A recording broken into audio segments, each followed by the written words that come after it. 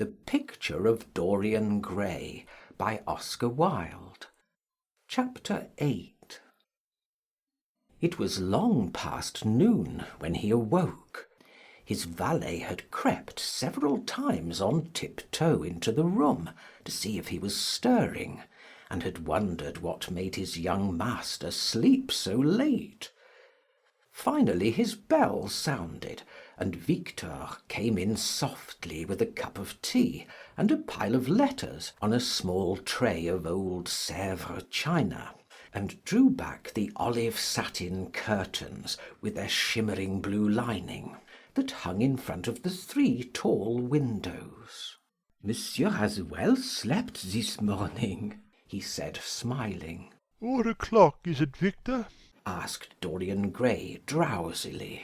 1 hour and a quarter, monsieur." How late it was! He sat up, and having sipped some tea, turned over his letters. One of them was from Lord Henry, and had been brought by hand that morning. He hesitated for a moment, and then put it aside. The others he opened listlessly. They contained the usual collection of cards, invitations to dinner, tickets for private views, programmes of charity concerts, and the like, that are showered on fashionable young men every morning during the season. There was a rather heavy bill for a chased silver Louis XV toilet set that he had not yet had the courage to send on to his guardians, who were extremely old-fashioned people, and did not realise that we live in an age when unnecessary things are our only necessities.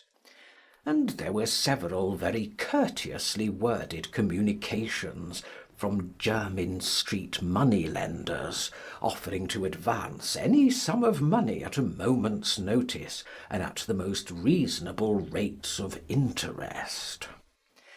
After about 10 minutes he got up, and throwing on an elaborate dressing gown of silk-embroidered cashmere wool, passed into the onyx-paved bathroom. The cool water refreshed him after his long sleep. He seemed to have forgotten all that he had gone through. A dim sense of having taken part in some strange tragedy came to him once or twice, but there was the unreality of a dream about it. As soon as he was dressed, he went into the library and sat down to a light French breakfast that had been laid out for him on a small round table close to the open window. It was an exquisite day. The warm air seemed laden with spices. A bee flew in and buzzed round the blue dragon bowl that, filled with sulphur-yellow roses, stood before him. He felt perfectly happy. Suddenly his eye fell on the screen that he had placed in front of the portrait, and he started. "Too cold for monsieur?" asked his valet, putting an omelette on the table. "I shut the window." Dorian shook his head. "I am not cold," he murmured. Was it all true? Had the portrait really changed? Or had it been simply his own imagination that had made him see a look of evil where there had been a look of joy? Surely a painted canvas could not alter. The thing was absurd. It would serve as a tale to tell Basil some day. It would make him smile. And yet how vivid was his recollection of the whole thing! First in the dim twilight, and then in the bright dawn, he had seen the touch of cruelty round the warped lips.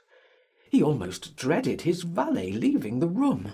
He knew that when he was alone he would have to examine the portrait. He was afraid of certainty. When the coffee and cigarettes had been brought and the man turned to go, he felt a wild desire to tell him to remain. As the door was closing behind him, he called him back. The man stood waiting for his orders. Dorian looked at him for a moment. I am not at home to anyone, Victor, he said with a sigh. The man bowed and retired.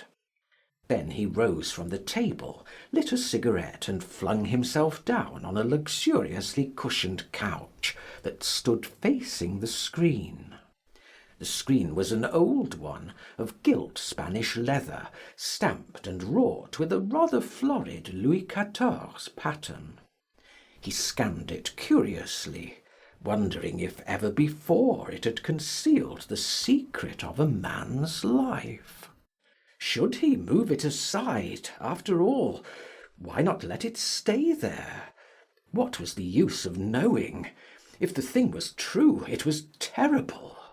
If it was not true, why trouble about it? But what if, by some fate or deadlier chance, eyes other than his spied behind, and saw the horrible change? What should he do if Basil Hallward came and asked to look at his own picture? Basil would be sure to do that. No, the thing had to be examined, and at once. Anything would be better than this dreadful state of doubt. He got up and locked both doors. At least he would be alone when he looked upon the mask of his shame. Then he drew the screen aside and saw himself face to face. It was perfectly true. The portrait had altered. As he often remembered afterwards, and always with no small wonder, he found himself at first gazing at the portrait with a feeling of almost scientific interest. That such a change should have taken place was incredible to him, and yet it was a fact. Was there some subtle affinity between the chemical atoms that shaped themselves into form and colour on the canvas, and the soul that was within him? Could it be that what that soul thought, they realised? That what it dreamed, they made true? Or was there some other, more terrible reason? He shuddered and felt afraid, and going back to the couch, lay there, gazing at the picture in sickened horror. One thing, however, he felt that it had done for him. It had made him conscious how unjust, how cruel he had been to Sibyl Vane. It was not too late to make reparation for that. She could still be his wife. His unreal and selfish love would yield to some higher influence, would be transformed into some nobler passion, and the portrait that Basil Hallward had painted of him would be a guide to him through life, would be to him what holiness is to some, and conscience to others, and the fear of God to us all. There were opiates for remorse, drugs that could lull the moral sense to sleep. But here was a visible symbol of the degradation of sin. Here was an ever-present sign of the ruin men brought upon their souls. 3 o'clock struck, and 4, and the half-hour rang its double chime. But Dorian Gray did not stir. He was trying to gather up the scarlet threads of life, and to weave them into a pattern, to find his way through the sanguine labyrinth of passion through which he was wandering. He did not know what to do, or what to think. Finally, he went over to the table and wrote a passionate letter to the girl he had loved, imploring her forgiveness and accusing himself of madness. He covered page after page with wild words of sorrow and wilder words of pain. There is a luxury in self-reproach. When we blame ourselves, we feel that no one else has a right to blame us. It is the confession, not the priest, that gives us absolution. When Dorian had finished the letter, he felt that he had been forgiven. Suddenly there came a knock to the door, and he heard Lord Henry's voice outside. "My dear boy, I must see you. Let me in at once. I can't bear your shutting yourself up like this." He made no answer at first, but remained quite still. The knocking still continued, and grew louder. Yes, it was better to let Lord Henry in, and to explain to him the new life he was going to lead. To quarrel with him if it became necessary to quarrel. To part if parting was inevitable. He jumped up, drew the screen hastily across the picture, and unlocked the door. "I'm so sorry for it all, Dorian," said Lord Henry as he entered. "but you must not think too much about it." Do you mean about Sybil Vane? Asked the lad. "Yes, of course," answered Lord Henry, sinking into a chair and slowly pulling off his yellow gloves. "it is dreadful from one point of view, but it was not your fault. Tell me, did you go behind and see her after the play was over?" Yes. "I felt sure you had. Did you make a scene with her?" I was brutal, Harry, perfectly brutal. But it is all right now. I am not sorry for anything that has happened. It has taught me to know myself better. "Ah, Dorian, I am so glad you take it in that way. I was afraid I would find you plunged in remorse and tearing that nice curly hair of yours." I have got through all that. Said Dorian, shaking his head and smiling. I am perfectly happy now. I know what conscience is, to begin with. It is not what you told me it was. It is the divinest thing in us. Don't sneer at it, Harry, any more. At least, not before me. I want to be good. I can't bear the idea of my soul being hideous." "A very charming artistic basis for ethics, Dorian. I congratulate you on it. But how are you going to begin?" By marrying Sybil Vane. "Marrying Sybil Vane!" cried Lord Henry, standing up and looking at him in perplexed amazement. "But, my dear Dorian—" Yes, Harry, I know what you are going to say. Something dreadful about marriage. Don't say it. Don't ever say things of that kind to me again. 2 days ago I asked Sybil to marry me. I am not going to break my word to her. She is to be my wife. "Your wife, Dorian! Didn't you get my letter? I wrote to you this morning and sent the note down by my own man." Your letter? Oh, yes, I remember. I was afraid there might be something in it that I wouldn't like. You cut life to pieces with your epigrams. "You know nothing, then?" What do you mean?" Lord Henry walked across the room, and sitting down by Dorian Gray, took both his hands in his own and held them tightly. "Dorian," he said, "my letter, don't be frightened, was to tell you that Sybil Vane is dead."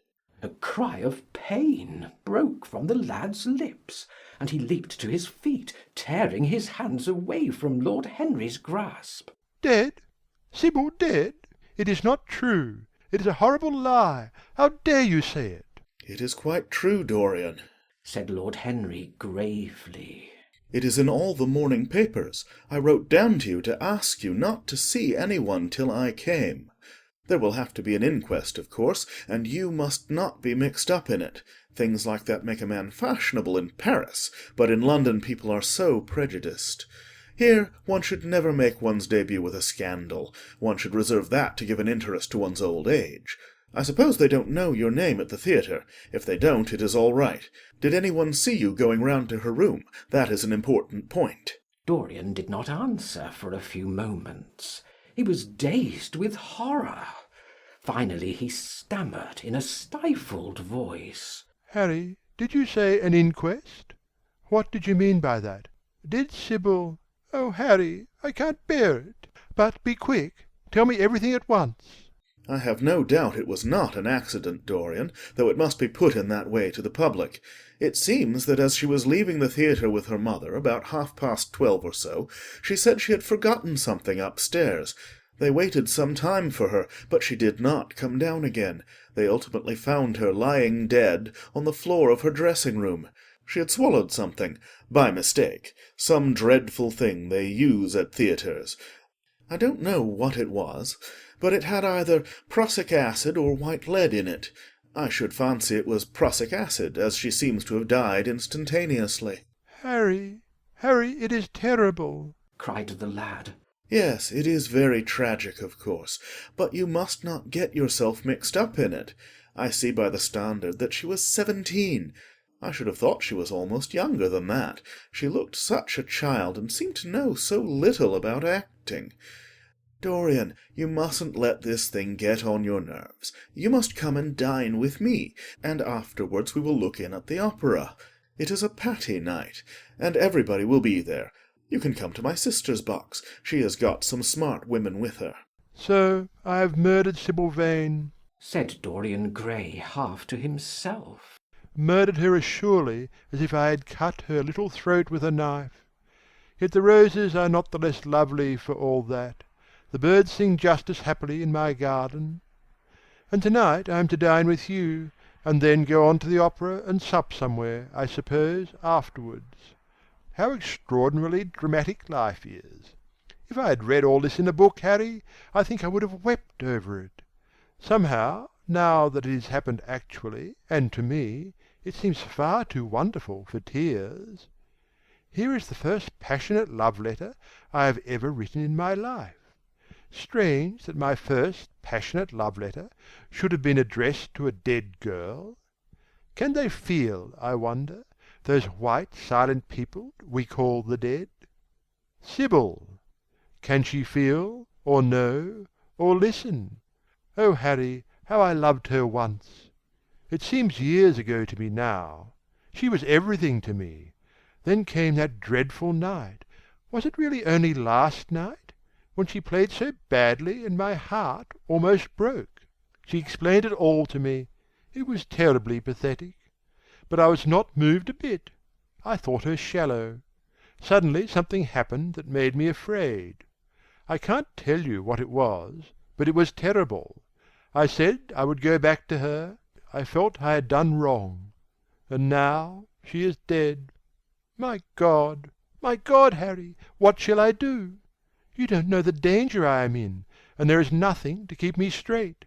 She would have done that for me. She had no right to kill herself. It was selfish of her."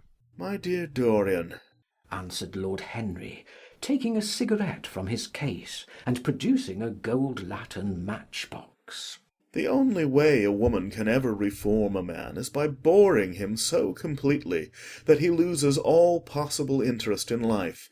If you had married this girl you would have been wretched. Of course you would have treated her kindly. One can always be kind to people about whom one cares nothing. But she would have soon found out that you were absolutely indifferent to her, and when a woman finds that out about her husband, she either becomes dreadfully dowdy, or wears very smart bonnets that some other woman's husband has to pay for. I say nothing about the social mistake which would have been abject, which of course I would not have allowed. But I assure you that in any case the whole thing would have been an absolute failure." "I suppose it would," muttered the lad, walking up and down the room and looking horribly pale. "But I thought it was my duty. It is not my fault that this terrible tragedy has prevented my doing what was right. I remember your saying once that there is a fatality about good resolutions, that they are always made too late. Mine certainly were." Good resolutions are useless attempts to interfere with scientific laws. Their origin is pure vanity. Their result is absolutely nil. They give us, now and then, some of those luxurious, sterile emotions that have a certain charm for the weak. That is all that can be said for them. They are simply cheques that men draw on a bank where they have no account. "Harry!" cried Dorian Gray, coming over and sitting down beside him. "Why is it that I cannot feel this tragedy as much as I want to? I don't think I am heartless. Do you?" You have done too many foolish things during the last fortnight to be entitled to give yourself that name, Dorian," answered Lord Henry, with his sweet melancholy smile.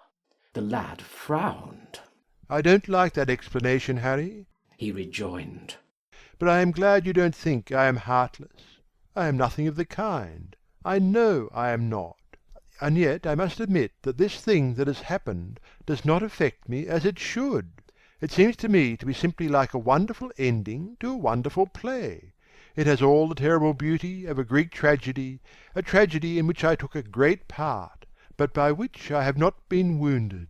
It is an interesting question, said Lord Henry, who found an exquisite pleasure in playing on the lad's unconscious egotism. An extremely interesting question. I fancy that the true explanation is this. It often happens that the real tragedies of life occur in such an inartistic manner that they hurt us by their crude violence, their absolute incoherence, their absurd want of meaning, their entire lack of style. They affect us just as vulgarity affects us. They give us an impression of sheer brute force, and we revolt against that. Sometimes, however, a tragedy that possesses artistic elements of beauty crosses our lives. If these elements of beauty are real, the whole thing simply appeals to our sense of dramatic effect. Suddenly we find that we are no longer the actors, but the spectators of the play. Or rather, we are both. We watch ourselves, and the mere wonder of the spectacle enthralls us. In the present case, what is it that has really happened? Someone has killed herself for love of you. I wish that I had ever had such an experience. It would have made me in love with love for the rest of my life. The people who have adored me, there have not been very many, but there have been some, have always insisted on living on, long after I had ceased to care for them, or they to care for me. They have become stout and tedious, and when I meet them they go in at once for reminiscences. That awful memory of woman, what a fearful thing it is! And what an utter intellectual stagnation it reveals!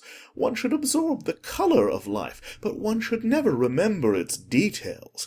Details are always vulgar. I must sow poppies in my garden, sighed Dorian. There is no necessity, rejoined his companion. Life has always poppies in her hands. Of course, now and then things linger. I once wore nothing but violets all through one season, as a form of artistic mourning for a romance that would not die. Ultimately, however, it did die. I forget what killed it. I think it was her proposing to sacrifice the whole world for me. That is always a dreadful moment. It fills one with the terror of eternity. Well, would you believe it? A week ago, at Lady Hampshire's, I found myself seated at dinner next the lady in question, and she insisted on going over the whole thing again, and digging up the past and raking up the future. I had buried my romance in a bed of asphodel.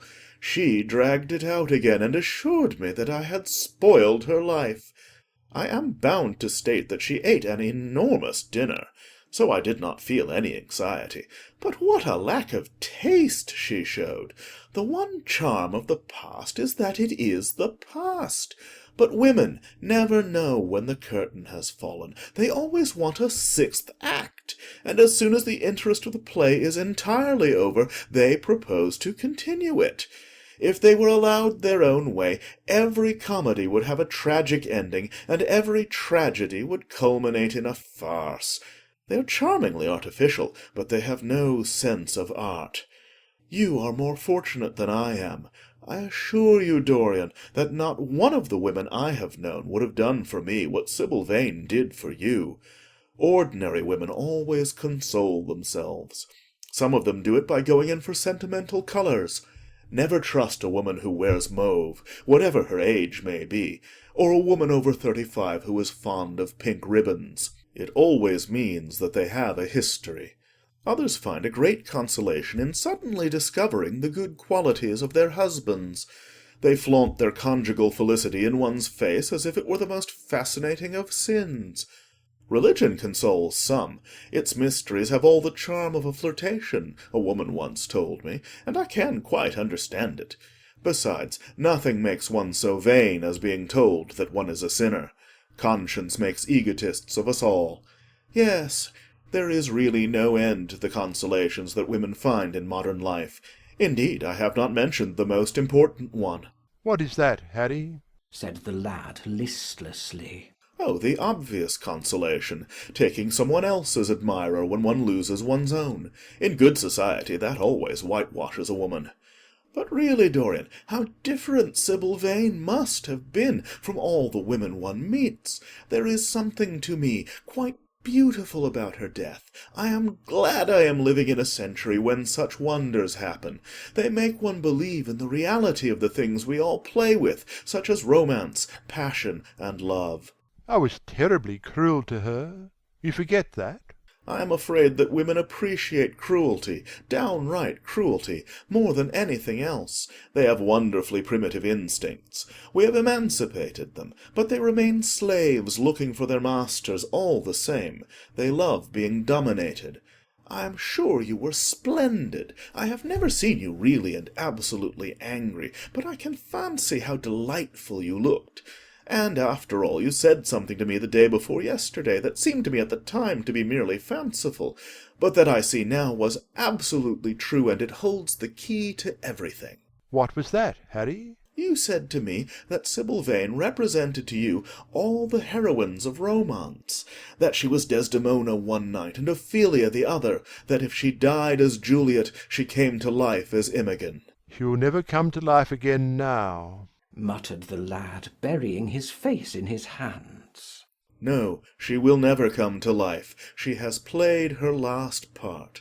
But you must think of that lonely death in the tawdry dressing-room simply as a strange, lurid fragment from some Jacobean tragedy, as a wonderful scene from Webster or Ford or Cyril Tourneur.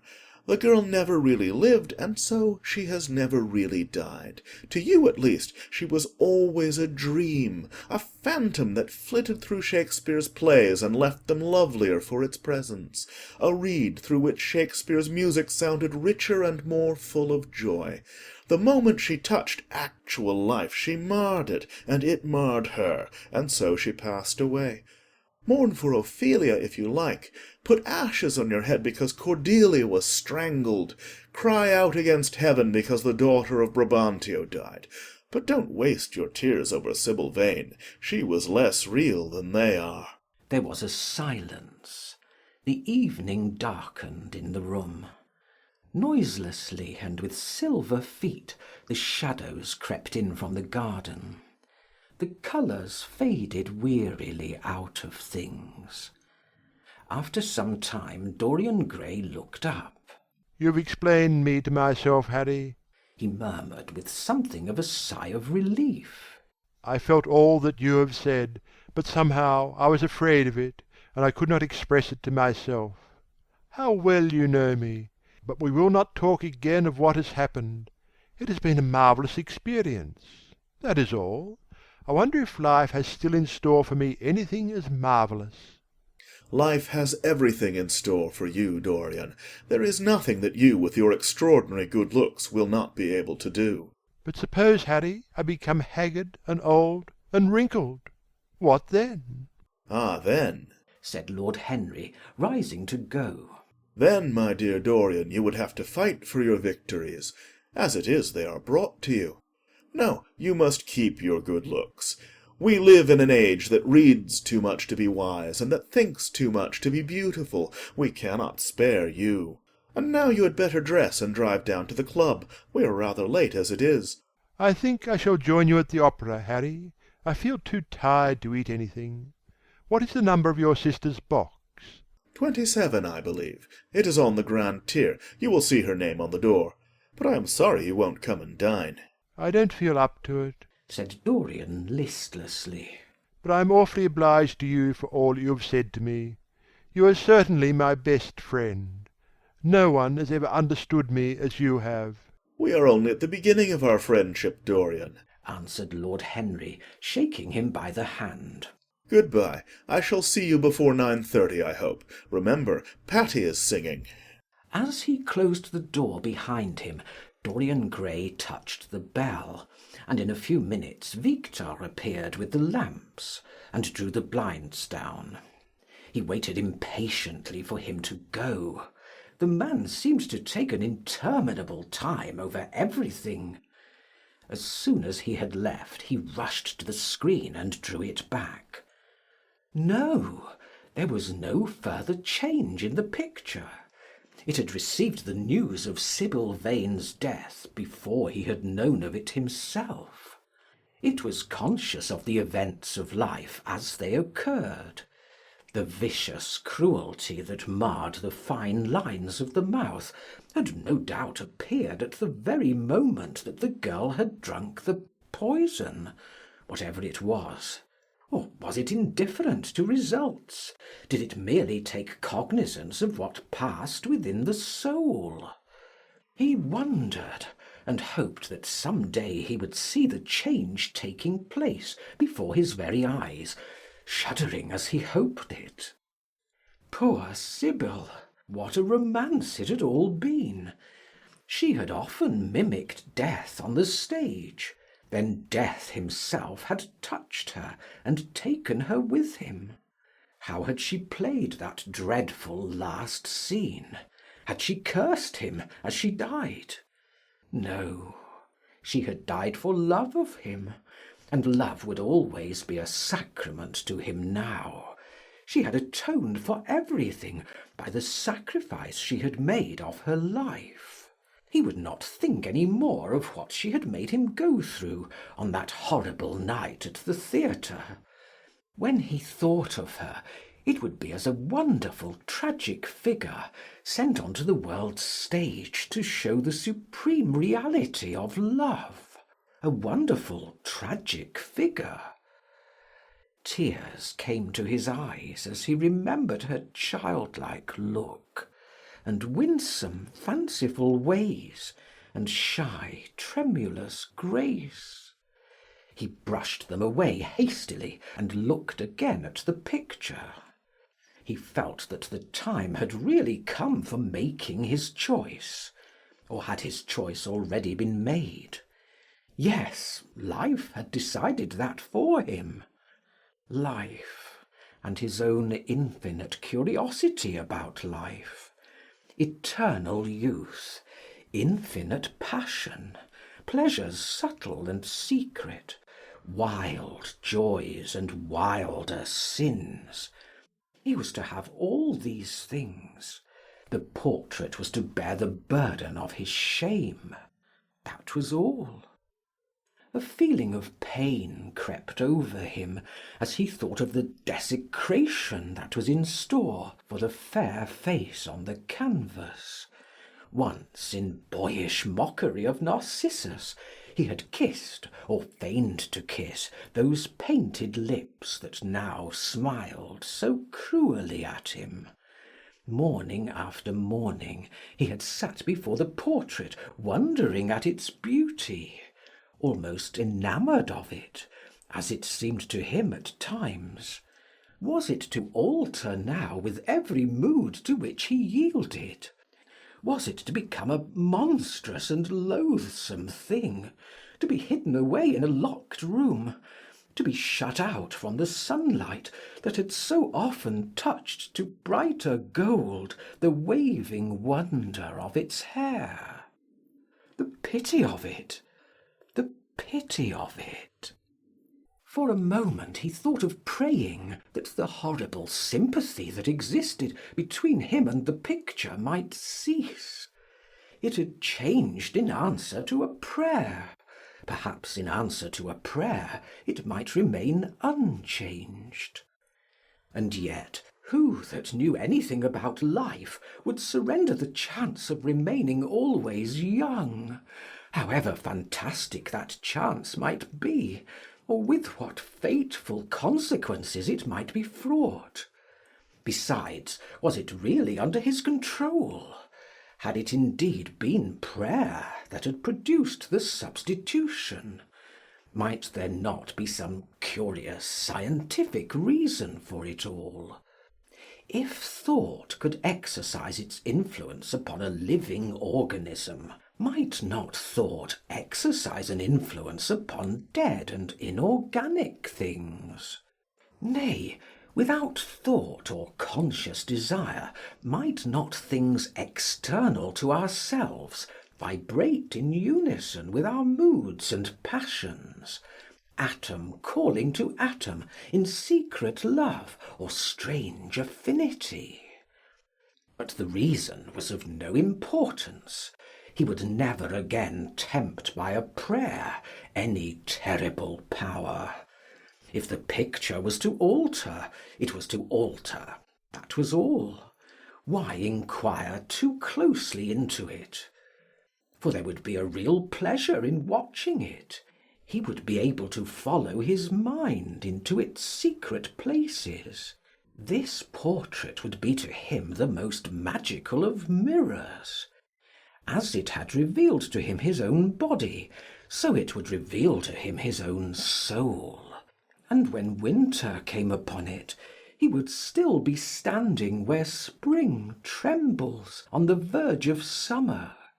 When the blood crept from its face, and left behind a pallid mask of chalk with leaden eyes, he would keep the glamour of boyhood. Not one blossom of his loveliness would ever fade. Not one pulse of his life would ever weaken. Like the gods of the Greeks, he would be strong and fleet and joyous. What did it matter what happened to the coloured image on the canvas? He would be safe. That was everything. He drew the screen back into its former place in front of the picture, smiling as he did so, and passed into his bedroom, where his valet was already waiting for him. An hour later he was at the opera, and Lord Henry was leaning over his chair. End of chapter 8.